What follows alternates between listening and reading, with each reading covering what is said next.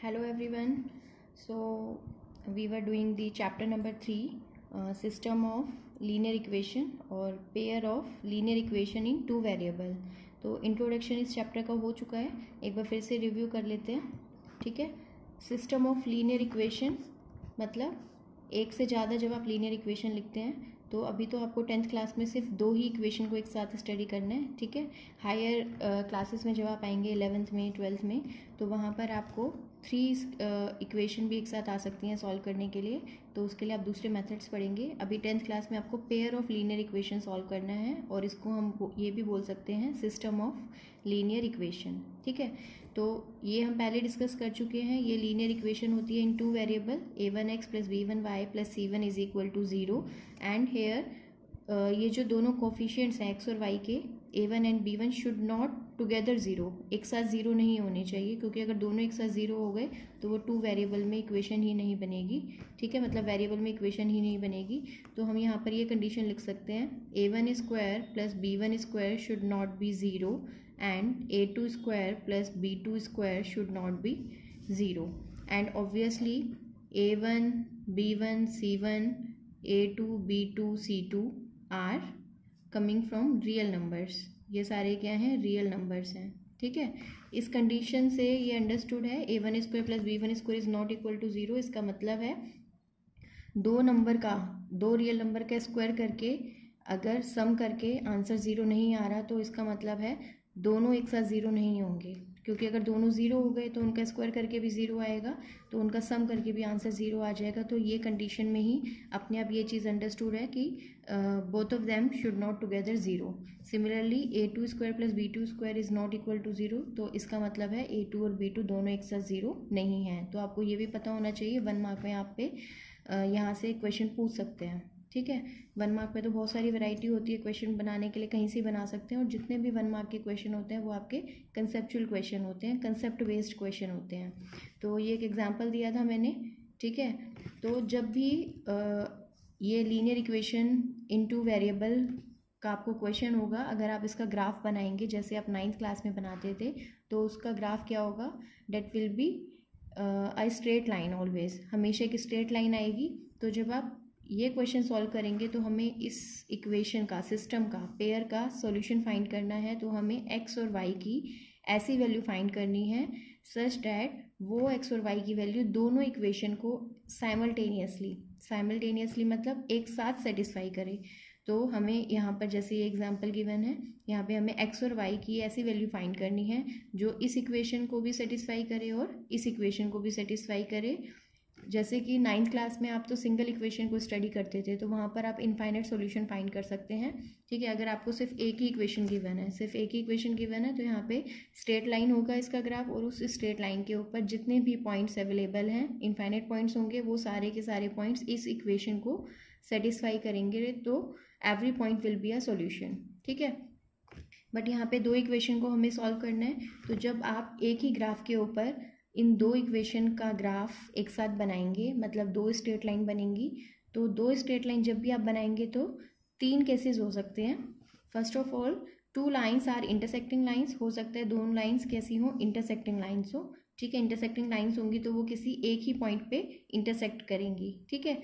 2 lines are parallel. जब आप 2 straight line draw करें तो एक पॉसिबिलिटी ये हो सकती है कि वो दोनों लाइन्स पैरेलल हैं. आप उनको दोनों साइड कितना मर्जी एक्सटेंड कर लो, वो कभी भी इंटरसेक्ट नहीं करेंगी. ठीक है. नेवर इंटरसेक्टिंग लाइंस हो सकती हैं. And number 3 is 2 lines are coinciding lines. हो सकता है जब आप ग्राफ बनाने जाएं तो एक लाइन बना दी और दूसरी लाइन का ग्राफ भी उसी लाइन के साथ कोइंसाइड कर रहा है, मतलब दोनों कोइंसाइडिंग लाइंस हैं. ठीक है. तो ये मैंने पहले भी बताया था.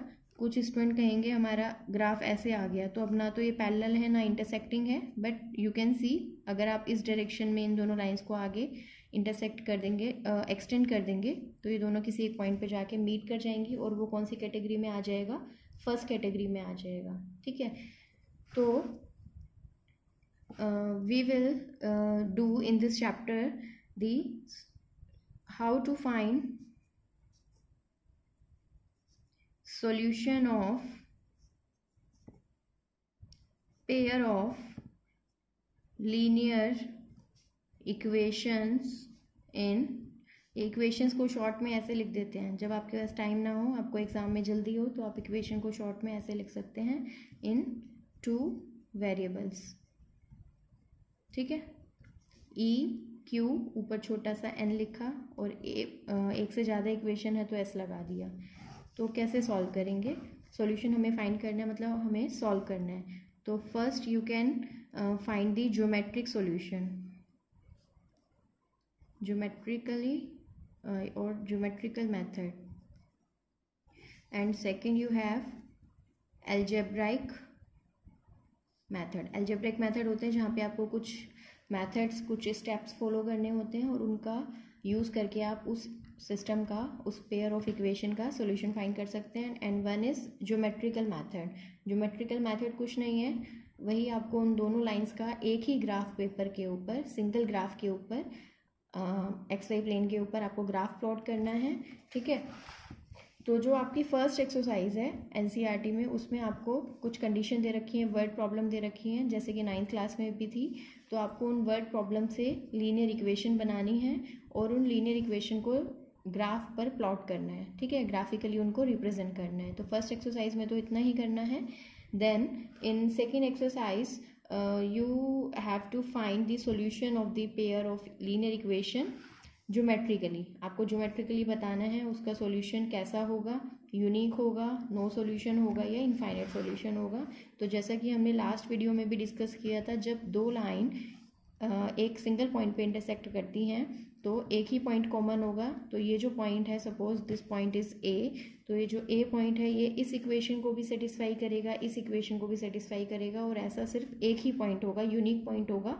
तो उस केस में उन लाइंस का यूनिक सॉल्यूशन होगा। यूनिक मतलब single solution, only one solution. Unique means only one solution. ठीक है, when two lines are parallel, अगर आपने ग्राफ प्लॉट किया और दोनों लाइंस का जो मतलब ग्राफ पे जो दो लाइंस आई हैं वो पैरेलल लाइंस आई हैं। पैरेलल जरूरी नहीं है, ऐसे ही आएंगी आपकी, ऐसे भी आ सकती है, किसी भी डायरेक्शन में पैरेलल लाइंस आ सकती हैं। तो जब दो लाइंस पैरेलल आती हैं तो उस केस में नो सॉल्यूशन होगा। ठीक है, और जब कोइंसाइडिंग लाइंस आती हैं तो सी इस लाइन के ऊपर जितने भी पॉइंट्स हैं आगे तक, क्योंकि इस लाइन को आप एक्सटेंड कर सकते हो दोनों डायरेक्शन में, तो इनफाइनाइट पॉइंट्स आर देयर, तो इनफाइनाइट पॉइंट्स ही उस पेयर के सॉल्यूशन होंगे। तो उस केस में आपको क्या मिलते हैं, इनफाइनाइट सॉल्यूशन मिलते हैं। ठीक है, तो 3 केसेस होंगे। तो एक्सरसाइज 3.1 तो अभी हम कर लेंगे। 3.2 के अंदर आपको ज्योमेट्रिकली सिर्फ इतना बताना है कि यूनिक सॉल्यूशन होगा, नो सॉल्यूशन होगा या इनफाइनाइट सॉल्यूशन होगा। Then we will do algebraic method. कुछ एल्जेब्रिक मेथड गिवन है, उनसे हमें सॉल्यूशन फाइंड नहीं करना, सिर्फ ये बताना है कि सॉल्यूशन होगा या नहीं होगा, होगा तो यूनिक होगा या इनफाइनाइट होंगे। ठीक है, एंड जो लास्ट की एक्सरसाइज है, एक्सरसाइज 3.4, 3.3 टू 3.5, उनमें हम 3 मेथड सीखेंगे। ठीक है, cross multiplication method, elimination method and substitution method to find the solution. उसमें हम एग्जैक्ट सॉल्यूशन निकाल के बता सकते हैं उन मेथड्स का यूज़ करके कि सॉल्यूशन क्या होगा। ठीक है, तो फर्स्ट ऑफ ऑल एक छोटी सी चीज़ और सुन लो।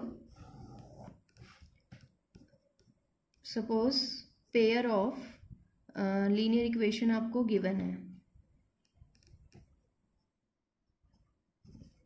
ठीक है, तो पेयर ऑफ लीनियर इक्वेशन में 2 चीज़ें हो सकती हैं, या तो इसका सॉल्यूशन होगा,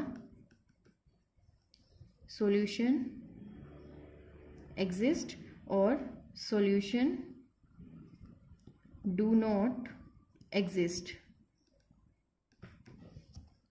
ठीक है, 2 चीज़ें हो सकती हैं, या तो सॉल्यूशन एग्जिस्ट करेगा या solution does not exist, solution exist नहीं करेगा। तो जब भी किसी सिस्टम का सॉल्यूशन एग्जिस्ट करता है तो हम उस सिस्टम को क्या बोलते हैं, ये इक्वेशन कैसी हैं, कंसिस्टेंट। ये दोनों टर्म्स आपको याद रखने हैं, 1 मार्क के लिए बहुत इंपॉर्टेंट क्वेश्चन यहाँ से बन सकते हैं। ठीक है, कंसिस्टेंट, कंसिस्टेंट मतलब सॉल्यूशन एग्जिस्ट करता है और वो सॉल्यूशन यूनिक भी हो सकता है और इनफाइनाइट सॉल्यूशन भी हो सकते हैं। Second thing is when solution does not exist, जब किसी इक्वेशन के पेयर के लिए सॉल्यूशन एग्जिस्ट नहीं करता, then we say that the pair of linear equation is inconsistent. उस केस में सॉल्यूशन नहीं एग्जिस्ट करेगा।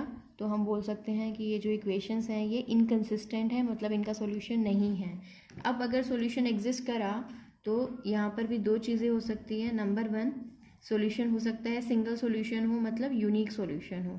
यूनिक मतलब ओनली वन सॉल्यूशन, सिर्फ एक ही सॉल्यूशन होगा। और या फिर क्या हो सकता है, सॉल्यूशन एक से ज़्यादा हो सकते हैं, और कितने हो सकते हैं, इनफाइनाइट सॉल्यूशन हो सकते हैं। ठीक है। सी, अगर कोई आपसे कहे कि एक मेरे पास इक्वेशन है, मतलब pair of linear equation given है और उसके सिर्फ 2 ही सॉल्यूशन है, तो डैट इज़ रॉन्ग। ठीक है, सॉल्यूशन या तो एक होगा, और अगर किसी ने आपको बोला है एक से ज़्यादा सॉल्यूशन मिल रहे हैं तो वो इनफाइनाइट ही होंगे, 2, 3, 4, 5 ऐसे नहीं होंगे। You may right few of them, आप इनफाइनाइट में से कोई 2 लिख सकते हैं, कोई 3 लिख सकते हैं, आंसर में कोई 4 लिख सकते हैं, but number of solution is infinite. ठीक है, तो अगर कोई आपसे कहे कि पेयर ऑफ लीनियर इक्वेशन है और उसने एग्जैक्टली 3 सॉल्यूशन फाइंड किए हैं, एग्जैक्टली 3 सॉल्यूशन ही हैं इसके, तो डैट इज़ रॉन्ग। एग्जैक्टली 3 या 4 सॉल्यूशन नहीं हो सकते, या तो एक होगा या तो होगा ही नहीं, नो सॉल्यूशन होगा। और अगर सॉल्यूशन हुआ तो या तो एक होगा या फिर एक से ज़्यादा हुए तो इनफाइनाइट सॉल्यूशन होंगे। ठीक है, तो ये चीज़ें आपको याद रखनी है। After this we will start exercise 3.1। ठीक है।